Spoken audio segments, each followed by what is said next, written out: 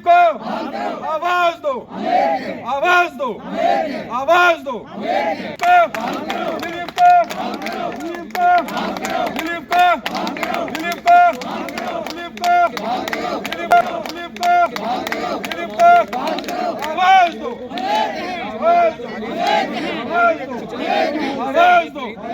आवाज दो, आवाज दो, आवाज दो, आवाज दो। We want justice. We want justice. We want justice. We want justice. हमारी आजाद हिंदुस्तान जिंदाबाद, आजाद हिंदुस्तान जिंदाबाद, आजाद हिंदुस्तान जिंदाबाद, आजाद हिंदुस्तान जिंदाबाद, आजाद हिंदुस्तान जिंदाबाद। दिलीप को, दिलीप को, दिलीप को खत्म हो गया यार। आवाज दो, आवाज दो। We want justice. We want justice. We want justice. We want justice. We want justice. We want justice. मैं मुस्लिम माइग्रेंट कमेटी का चेयरमैन हूँ और पिछले 32 साल से हमारी फैमिली, मेरे फादर साहब जो थे वो फ्रीडम फाइटर थे और पिछले 32 साल से हमारी पूरी फैमिली माइग्रेंट हुई है कश्मीर वैली से। और मैं हमारे ये जो 1251 फैमिलियाँ हैं जिनको रिलीफ बंद किया गया है, आज हम जैसे आप लोग टाइम टू टाइम आप लोगों ने देखा, हमने प्रदर्शन भी किया, धरना भी लगाया था और आप लोगों के माध्यम से भी हमने हुक्काम तक बात पहुंचाने का काम किया था। लेकिन ये सुध से बुध नहीं हो रहे हैं।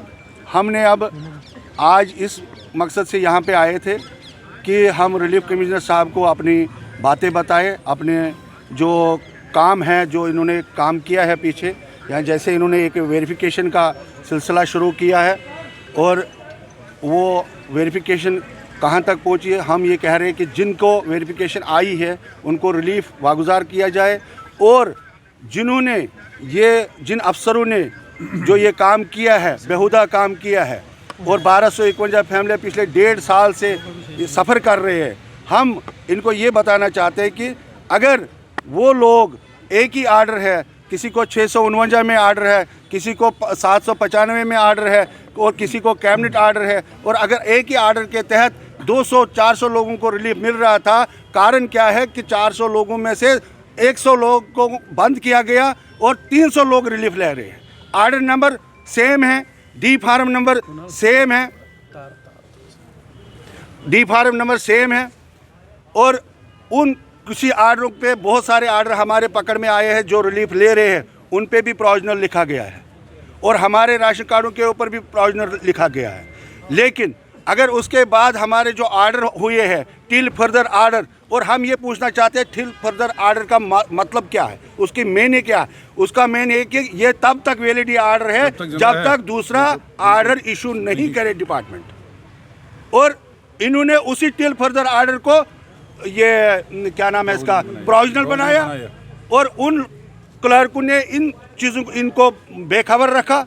इस जो नए रिलीफ कमिश्नर साहब है इनको भी मिसगाइड किया गया है, इनको भी गलत इन्फॉर्मेशन दी गई है और आज हम यही चीज़ रिलीफ कमिश्नर साहब को बताने के लिए आए हैं कि कोई भी फेक नहीं है, कोई गलत नहीं है। जब ये 30 साल पहले सही थे तो आज कैसे गलत हो सकते हैं? अगर 30 साल पहले माइग्रेंट वहाँ से आया, हिंदुस्तान के नाम से आया है, हिंदुस्तान का परचम हाथ में लेके आया है, हाँ जी, हमारी डिमांड ये है कि 1251 फैमिलियों को रिलीफ वागुजार कर लो।